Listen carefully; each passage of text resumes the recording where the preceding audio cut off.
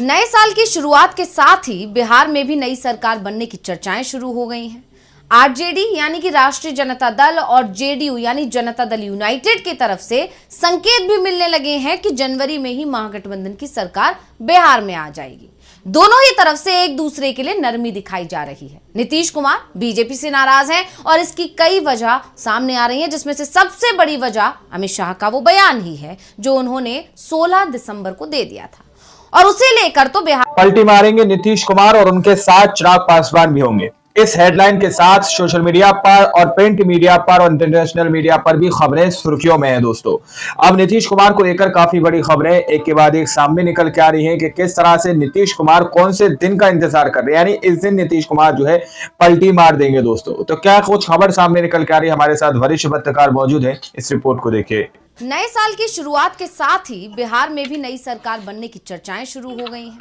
RJD यानी कि राष्ट्रीय जनता दल और जेडीयू यानी जनता दल यूनाइटेड की तरफ से संकेत भी मिलने लगे हैं कि जनवरी में ही महागठबंधन की सरकार बिहार में आ जाएगी। दोनों ही तरफ से एक दूसरे के लिए नरमी दिखाई जा रही है। नीतीश कुमार बीजेपी से नाराज हैं और इसकी कई वजह सामने आ रही हैं, जिसमें से सबसे बड़ी वजह अमित शाह का वो बयान ही है जो उन्होंने 16 दिसंबर को दे दिया था और उसे लेकर तो बिहार के सीएम की नाराजगी स्वाभाविक मानी जा रही है। लेकिन जिस तरह से बीजेपी की तरफ से जेडीयू में सेंधमारी की कोशिश शुरू हो गई है, उसने तो नीतीश को परेशान ही कर दिया है। तो आज हम अपनी स्पेशल रिपोर्ट में बात करेंगे नीतीश की पलटी मारने की तैयारी की। नमस्कार, मैं हूं अंशिता। नीतीश कुमार बीजेपी से नाराज है और ये बात अब किसी से छिपी नहीं है और इसके एक दो नहीं बल्कि अनगिनत कारण है और सबसे बड़ा कारण है इसके कि किस तरह से नीतीश कुमार नाराज है। कोशिश यानी जिस तरह से बीजेपी ने अपने दूसरे सहयोगी दलों को कमजोर किया है, उसी तरह से बीजेपी अब जेडीयू को भी कमजोर करने की कोशिश में लग गई है, या कह सकते हैं कि खत्म करने की कोशिश में लग गई है। 2020 में भी बीजेपी की तरफ से जेडीयू को पहले कमजोर करने की कोशिश की गई थी, आपको याद ही होगा, और बाद में उसे तोड़ने की कोशिश हुई थी। ये बातें किसी और ने नहीं कही थी बल्कि खुद नीतीश कुमार ने अगस्त 2022 में कही थी, जब उन्होंने एनडीए छोड़ दिया था। नीतीश ने उस समय कहा था कि 2020 में हमारे उम्मीदवारों को हरवाने के लिए बीजेपी ने चिराग पासवान से हाथ मिलाया। इसके बाद 2022 में हमारी पार्टी को तोड़ने का प्लान बनाया। नीतीश कुमार ने आरसीपी सिंह, जिन्हें पहले नीतीश ने पार्टी का अध्यक्ष बनाया था और बाद में वो खुद मोदी सरकार में जाकर मंत्री बन गए थे, उनका नाम लिए बिना कहा था कि हमारे ही अपनों ने हमें धोखा दिया। बीजेपी के साथ मिल गए थे, बीजेपी की भाषा बोल रहे थे, जेडीयू को ही तोड़ने की कोशिश कर रहे थे और इसलिए हमने एनडीए छोड़ दिया। अब 2022 में नीतीश कुमार को जल्दी ही बीजेपी का खेल समझ में आ गया था, इसलिए समय पर वो संभल गए थे और आरसीपी सिंह को पहले उन्होंने मोदी सरकार से इस्तीफा देने के लिए मजबूर कर दिया और फिर उन्हें पार्टी से ही बाहर कर दिया और ऐसे ही कुछ हालात इस बार भी दिखाई दे रहे हैं। जेडीयू के राष्ट्रीय कार्यकारी अध्यक्ष हैं संजय झा और केंद्रीय मंत्री हैं राजीव रंजन उर्फ ललन सिंह, जो आजकल बीजेपी के कुछ ज्यादा ही करीब दिखाई दे रहे हैं। कहा जा रहा है कि नीतीश कुमार की मर्जी के खिलाफ दोनों ही बीजेपी के इशारे पर चल रहे हैं।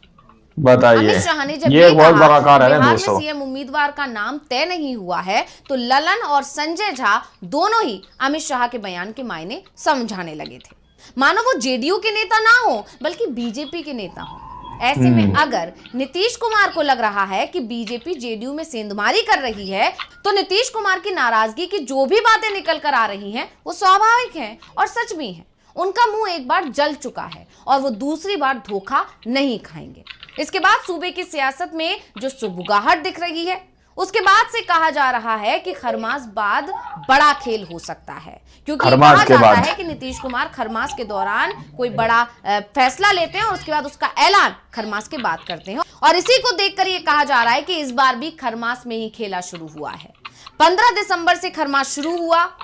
दूसरे ही दिन अमित शाह ने एक टीवी चैनल को इंटरव्यू देते हुए कह दिया कि बिहार में सीएम उम्मीदवार अभी तय नहीं है, किसके नेतृत्व में चुनाव लड़ा जाएगा ये भी अभी तय नहीं है।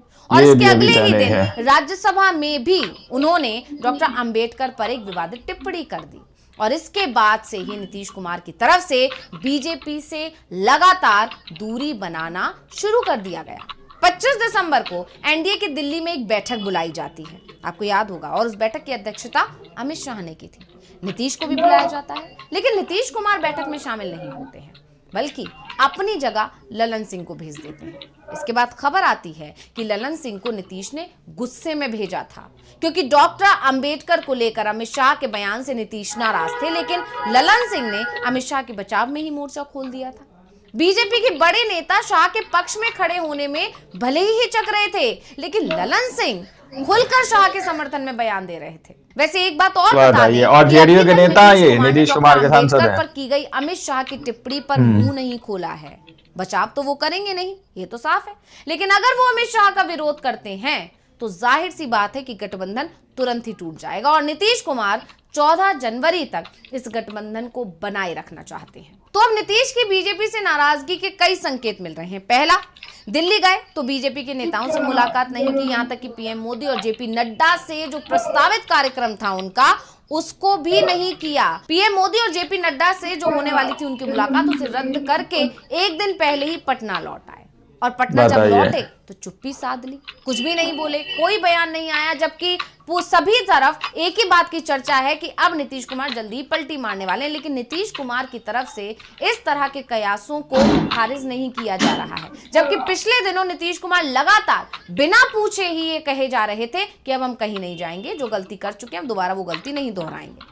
वहीं दूसरी तरफ अगर बात करें तो दूसरा, दिल्ली विधानसभा चुनाव में बीजेपी जेडीयू को एक भी सीट देने को तैयार नहीं है। तीसरा, नीतीश कुमार वहां से लौटते ही राज्यपाल आरिफ मोहम्मद खान से मिलने पहुंचे, लेकिन साथ में डिप्टी सीएम जो बीजेपी के हैं दोनों, एक हैं सम्राट चौधरी, दूसरे हैं विजय सिन्हा, उन्हें लेकर नहीं गए साथ में। चौथा, आरिफ मोहम्मद खान से नीतीश की मुलाकात के बाद तेजस्वी यादव भी उनसे मिलने पहुंचे और इसके बाद आरिफ मोहम्मद खान लालू से मिलने के लिए राबड़ी देवी के आवास पर पहुंचे। इन सब के बीच सभी की नजरें अब 14 जनवरी पर टिकी हुई हैं, क्योंकि बिहार में मकर संक्रांति के अवसर पर दही चूड़ा भोज का आयोजन किए जाने की परंपरा रही है। ये आयोजन बीजेपी, जेडीयू और आरजेडी के नेताओं की तरफ से किए जाते हैं।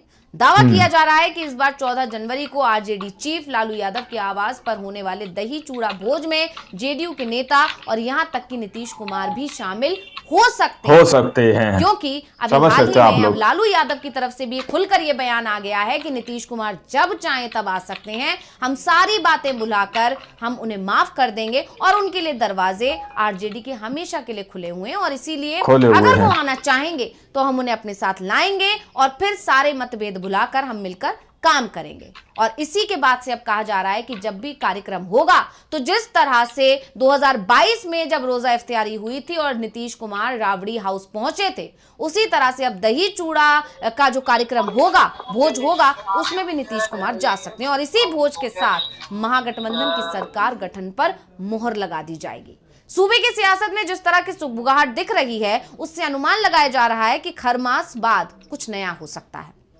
सबकी निगाहें अब नीतीश कुमार पर टिकी है। अगर वो एनडीए से अलग होते हैं तो इंडिया गठबंधन में ही शामिल होंगे, ये तय है। इंडिया गठबंधन से उन्हें जब तक हरी झंडी नहीं मिलेगी तब तक वो पाला नहीं बनेगा। कुछ नया और कुछ बड़ा हो सकता है। 2025 का विधानसभा चुनाव होगा, नीतीश कुमार का वो आखिरी विधानसभा चुनाव हो सकता है, या शायद वो अपनी आखिरी सियासी पारी इस समय खेल रहे हैं, जो 2025 के आखिरी में समाप्त हो जाएगी। लेकिन नीतीश कुमार को लेकर कोई भी अंदाजा लगाना हमेशा मुश्किल होता है। वो राजनीति के धुरंधर हैं, वो हर कदम सधे अंदाज में बढ़ाते हैं। वर्ष 2020 से अब तक वो 2 बार कह चुके हैं कि ये उनका आखिरी चुनाव है। बीते विधानसभा चुनाव के दौरान पहली बार उन्होंने कहा था कि ये उनका आखिरी चुनाव है। दूसरी बार उन्होंने महागठबंधन के साथ रहते हुए कहा था कि 2025 का चुनाव तेजस्वी यादव के नेतृत्व में होगा और इस बीच उन्हें भारत रत्न जैसे सर्वोच्च सम्मान देने की मांग पक्ष और विपक्ष दोनों के ही नेताओं की तरफ से की जाने लगी है। जेडीयू के राष्ट्रीय कार्यकारी अध्यक्ष संजय झा ने कहा था कि उन्हें भारत रत्न मिलना चाहिए। भाजपा सांसद गिरिराज सिंह ने भी नीतीश को भारत रत्न देने की मांग की है। इस पर कहा जाता है, जानकारों का कहना है कि ऐसा करके उनको भारत रत्न दिया जाए। कोशिश है। वहीं आरजेडी के सीएम फेस तेजस्वी यादव भी नीतीश को भारत रत्न देने के पक्ष में है। इससे अनुमान लगाया जा रहा है कि नीतीश की सक्रिय सियासत से सम्मान पूर्वक विदाई की तैयारी चल रही है और इसमें सत्ता पक्ष विपक्ष सब एक साथ नजर आ रहे हैं और ऐसा हुआ तो ये नीतीश की आखिरी सियासी पारी हो सकती है। बहरहाल नए साल में खरमास तक इंतजार करना होगा, जिसके बाद ही साफ होगा कि नीतीश कुमार के मन में आखिर चल क्या रहा है। तो रिपोर्ट आपको कैसी लगी, हमें कमेंट करके अपनी राय जरूर दीजिएगा। इसी के साथ मुझे दीजिए इजाजत। देखते रहिए डीवी लाइव। नमस्कार।